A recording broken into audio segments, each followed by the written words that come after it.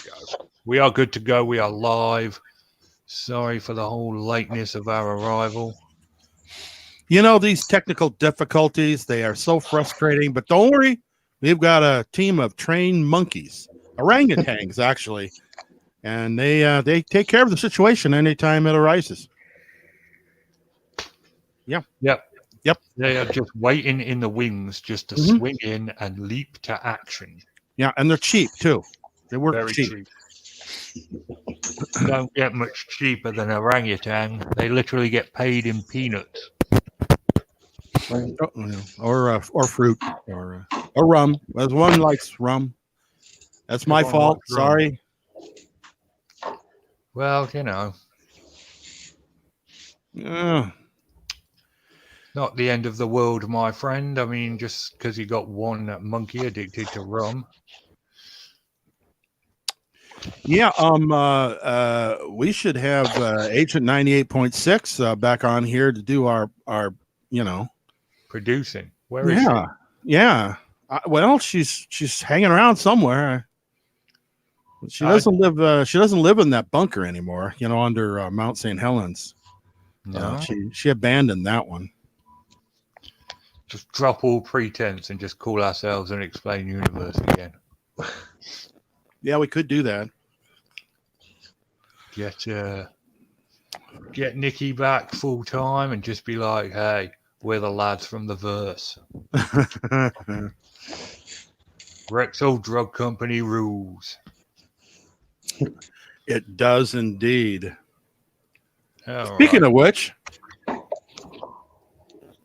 as soon as it decides it's going to load up, This portion of the show is brought to you by whatever we have in stock are us. Your one-stop place to shop for whatever we happen to have lying around at the time. Brilliant.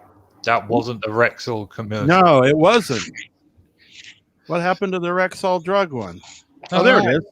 Anyway, never mind. So welcome, ladies and gentlemen, to this week's edition of the Squatchable podcast. It is episode 52. It is a year since we started doing this. What have we learned, Phil? We've learned that we should keep our mouths shut, but we still don't know any better. We don't know any better. We really don't. I've learned that there are way too many Bigfoot conferences. Started off with we've lost a co-host along the way, gained several other co-hosts. It's been a good year. Yeah, it's been interesting. Yeah. And I was like the fourth runner-up. I mean, basically, he just got a hold of me as kind of a last-ditch effort, figuring, Phil will do anything. Phil will do anything for a bottle of rum. But yeah, 1 year of doing this show. It's amazing that there's that much Bigfoot news. I mean, well, there's been a couple of episodes where there hasn't been any Bigfoot news, but we've made do. Yeah, it's still. I'm surprised that Bigfoot is still an up and coming topic, and it's not that the people that are into it are more active. It's just that there's more and more new people coming into it, and it's generating more stuff. It's always good to have more stuff. Oh, absolutely. And there's never a shortage of, really bad Bigfoot videos for NVTV or Thinker Thunker or any of them to look at and say, this is real, and for us to go, no, it's not real. Well, if they show me something that's really convincing, I'll give them the benefit of the doubt, and there have been many times that I've said, this could possibly be a Bigfoot. And then there's a couple of circumstances where I said, I believe that is a Bigfoot. So, those are so rare. I mean, I can count them on two fingers. So, hey, I'm just saying. Well, that's all good. Right, so our first story, this one is for one of our listeners, Ace Space NG, regular listener to the show. I think she'll like this one. Banff National Park. Provincial wildlife experts are warning hikers, skiers, and snowmobiles that we've entered the most active period of the Yeti mating season, and forested areas are no longer safe for human activity. The Yetis tend to most active following the solstice, says regional cryptobiologist Caroline DeKnight. Humans aren't the only ones who find long nights romantic. During breeding season, Yetis are known to display aggressive behavior towards humans, including but not limited to biting, mauling, and sobbing uncontrollably while holding the human in a bear hug and drunkenly ranting about their ex. Mhm. If you do come across any Yeti mating activity, it's important not to panic, DeKnight says. Never enter the woods at this time of the year without at least one Sade or George Michael song on your phone. Set your speaker to maximum and fling the device as far away from your location as possible.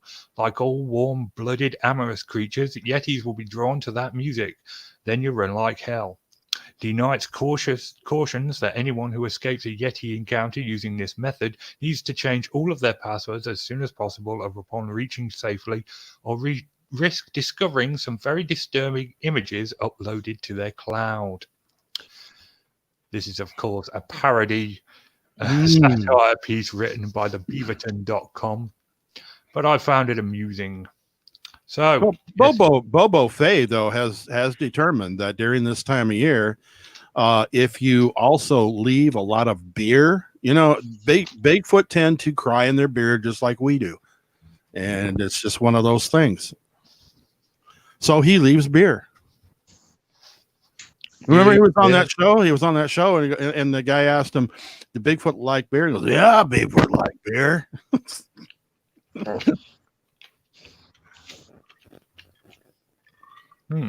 It's interesting, though, that Yeti is in the northern. It can get very cold and snowy in the northern region. So, yeah, I could see a Yeti, hanging out there. Yeah, why not? And why not? Why not get worried about Yeti rape? Yeah. They've got. Is there semen? Is there Bigfoot semen? I'm trying to collect that right now. Good old James Bobo Fay.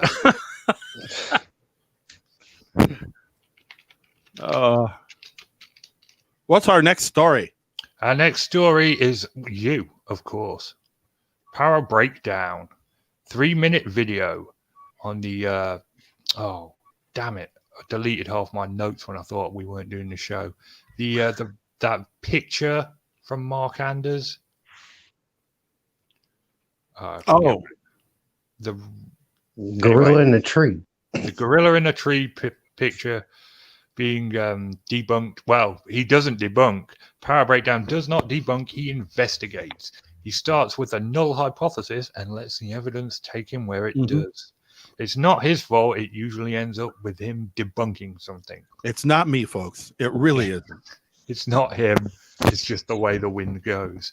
In this case, the evidence takes him to the comedy show Max Out, started by Mark Anders, who has a fascination with apes. And happy with the reception of Max Out, Mark Anders started a debate show about Bigfoot, obtained a rather good-looking costume, and made several videos about it. This is the like over 100. Over 100. There were quite a few. Oh yeah, that is the same costume in the same area. Looks like the same time of day. Well, some look like later on in the day, but it's probably the same damn day. Probably. And he's made a few of those videos, and he talks about those videos which he made. And it's all tongue in cheek. I mean, he's just doing it to get some kind of a publicity for himself. Yeah.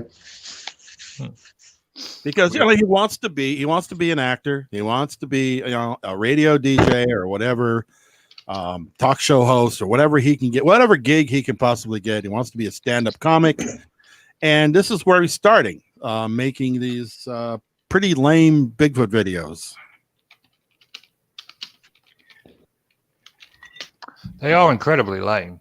Let's be fair. I mean, if you watch a couple of his videos, go to his channel by all means and check them out. I mean, they are quite obviously fake. Yeah, that photo does go back quite a ways, 2011, 2012 ish. And it first showed up on his channel. So, I mean, it showed up as being by him, being posted by him. So, back then. So, there you go. It's a Mark Anders thing. It's an ape. It's in San Diego Zoo. And there you go, folks. The funny thing was, I had sent Bob a picture of that from Instagram because it came up literally this week as something new, and I wanted to ask him, and he's like, "No, this has been around a while," and it just goes to show how if these people just recycle no matter how old or new it gets, or how even if it's been debunked back then. Yeah. It's fair game. Yep. Very much fair game. Yeah. All right, so that wraps that one up. We now move on to our next story, which is the Oregon Bigfoot Festival and beyond. Another one. Wow. Well, where's the sound effects? Yeah, I really wish I had a soundboard because I'd hype this one up. It is quite possibly the lamest. Like I've been. There you go. That was unhelpful. No, I know. But I've been to a lot of conference websites, and this one is the lamest looking I've ever seen. It's Saturday, the 25th of July. Tickets cost $45 a head. James Bobo Fay, Cliff Barackman, and special guest Mel Shakan. The Shack. The Shack.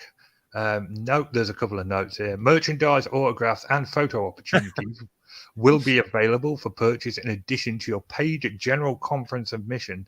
So after forking out $50, feel free to spend more money.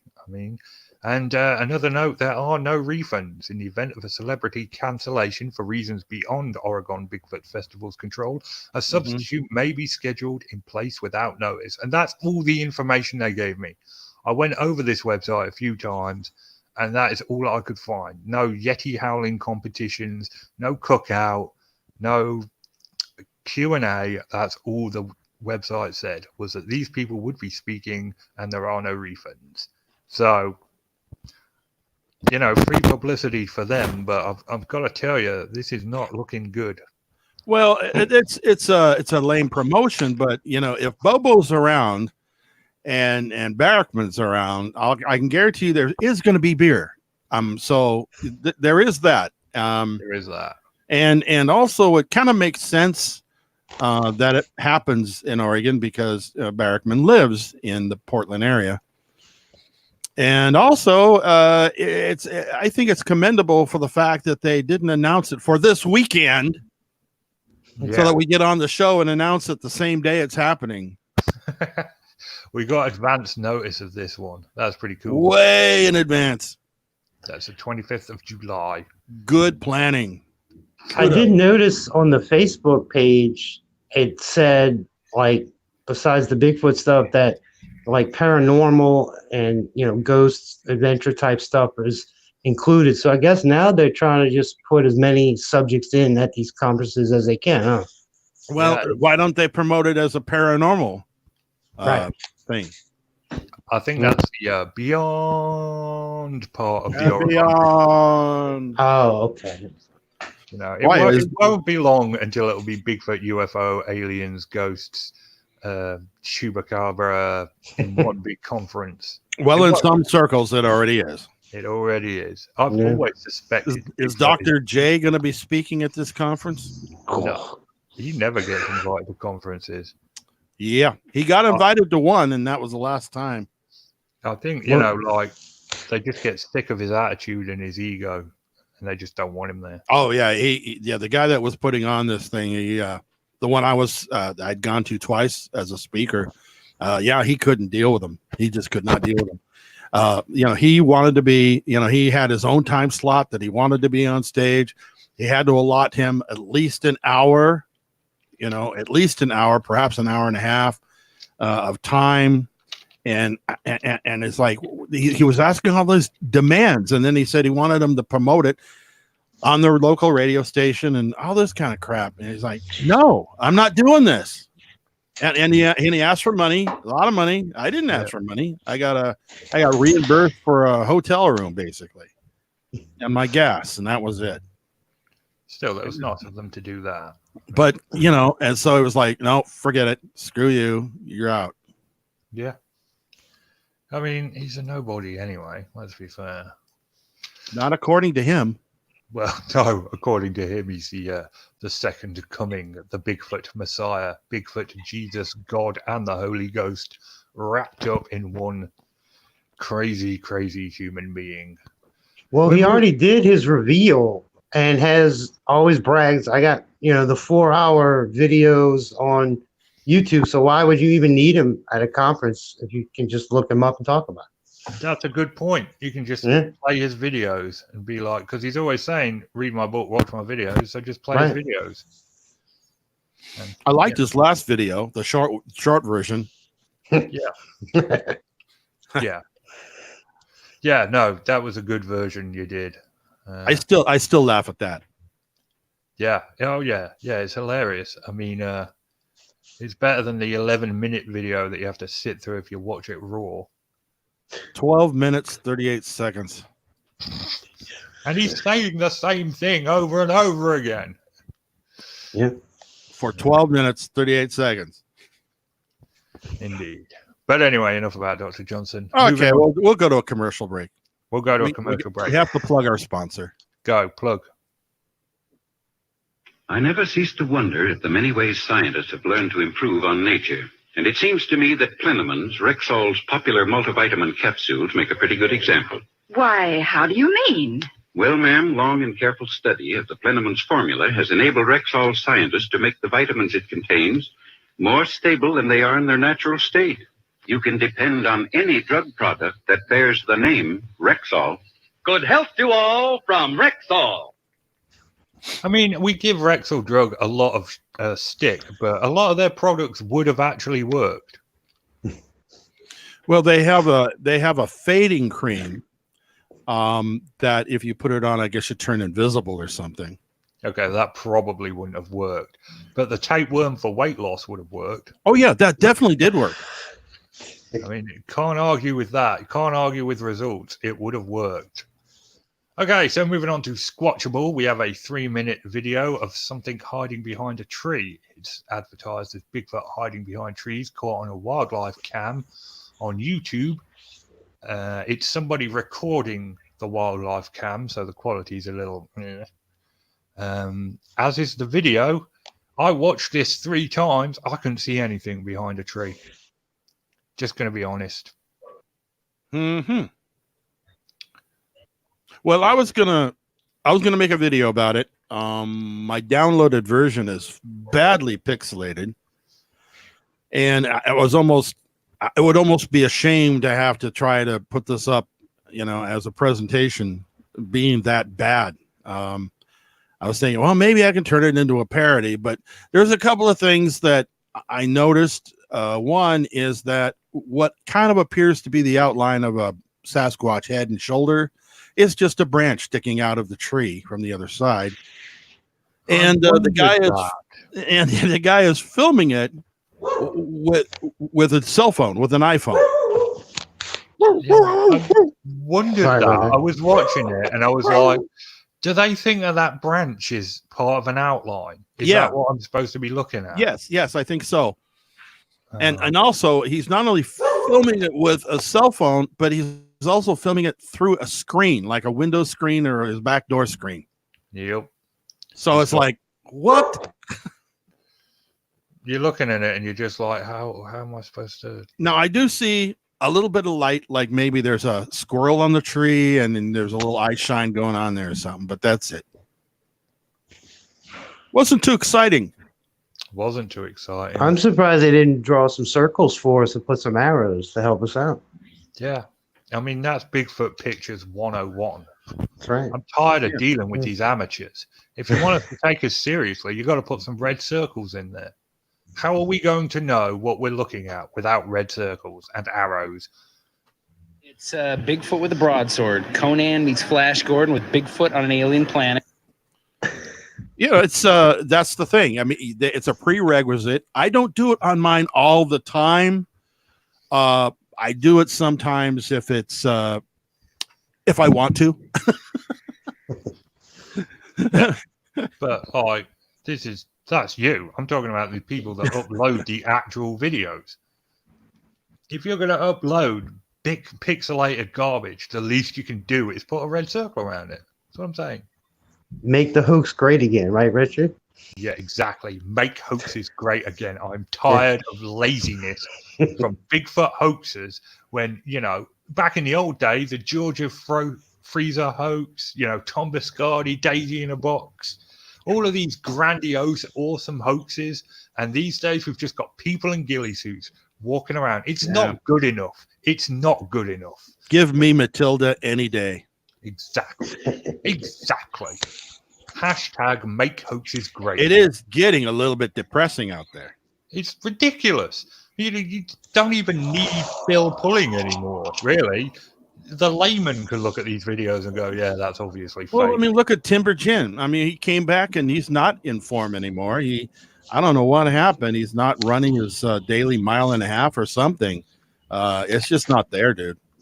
I don't know. I'm a little worried about him. I think it was in an accident or something.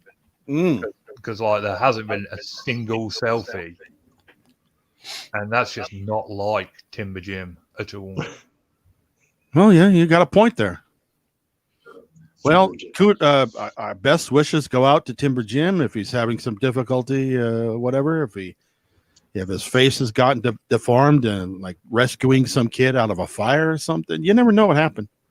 All right, Dean, for the Discworld reference, you're awesome. Okay, I'm gonna let you have that one. But yeah, so moving on to our final story of the night, also from Squatchable, a 6-minute interview with Paul Freeman on Good Morning America. Basically, the old one, the really old one, yeah. Yeah. They talked with Wes Summerlin and Paul Freeman. They went out to the forest to see where a Bigfoot track was cast. They had a chat about the need for, real Bigfoot evidence. Paul Freeman admitted that he had manufactured a print before, but was maintaining that this one he had was real. He also had some hair samples. I found it entertaining. Here again.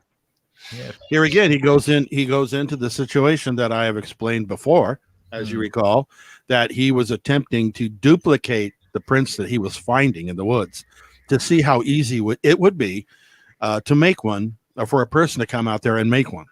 And that's the reason why he was attempting to manufacture, he was trying to manufacture these prints. And here's the second time that I've heard of that he's on this show. And here again, he's stating it again, that, yeah, I did, man. And he's freely admitted that. Yep. He's not covering anything up. He's telling you, this is what I've done.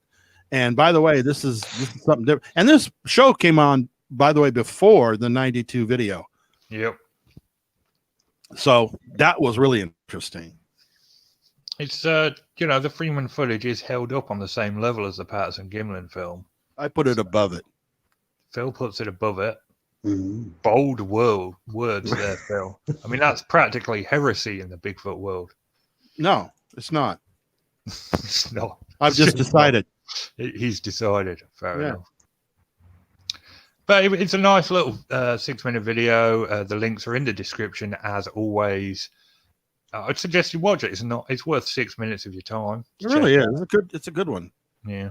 If you don't know anything about him and you just see there it is video, his main video, it is interesting to see a little bit before what him and some of because everybody knows Renee Hendon by name sometimes, and to see that he was mixed in with some of these people before that video ever came out. Yeah, and that's and he was a serious guy when it came to that. Renee DeHendren was he was like one of the top 4, the super 4, whatever they call it, the apocalypse or 4 horsemen. Yeah, that's it. Grover Krantz, Peter Burns, Renee DeHinden, and the other one. The other guy. He's Green, like Ringo. probably. He's like Ringo. You know, he was there. But... yeah, quality. That'll wrap us up for this week. Phil, you got any interesting videos coming out? I take them as I get them. It's just the way I roll. Just the way I roll. I will be doing some more Keith and Colin strips next week. Don't know what they're going to be about yet. I'm not going to lie. Seriously, it's been a weird week and my mind's all over the place at the moment. So, but I will be making some fresh cartoons for next week. What else? Oh, I didn't know whether I was going to mention this or not, but okay. The bottom line is he's done a lot of work on this site and he deserves 20,000 hits, whatever my personal feelings are. If you haven't already liked the 14 Slip like page, please go do that. He has worked very hard. He does deserve 20,000 hits. Yeah, I agree. Definitely. So if you haven't liked that page, please go over there and do it. And he does put on a damn good show, and I'm not saying that just because I'm on it sometimes. No, it is a really it's entertaining show, not for kids. Not for kids. Yeah, it's a great show. Okay, that was bitchy of me. No, it is a really good show. The 14 Slip is a very good show. I still listen to it, although I pretend I don't. And please like his page. He definitely deserves the 20,000 hits. I think that Matt Knapp is still waiting to hear from you. If you've had a paranormal or Bigfoot experience, please message him at bigfootcrossroads@gmail.com. Yeah, I mean, it's been a long time, people, and he's now. I mean, he's falling apart, waiting for your call. He's curled up in a fetal position next to the telephone. So get on it. Contact Matt Knapp today. Do it. If you just drop what you're doing, switch this show off, contact him immediately with your big. Oh, maybe this is him. Maybe this is him calling in now. And our first caller is from Reading. Hello, welcome to Phone In. What's your question to the panel? Hello? Hello there, this is Phone In. What is your question? That wasn't Matt. It wasn't Matt. No, it wasn't Matt, was it? Okay, we will return next week, despite the hopes of many, with some more Bigfoot news. It's good night from me, and it's good night from them. Good night. Good night, all.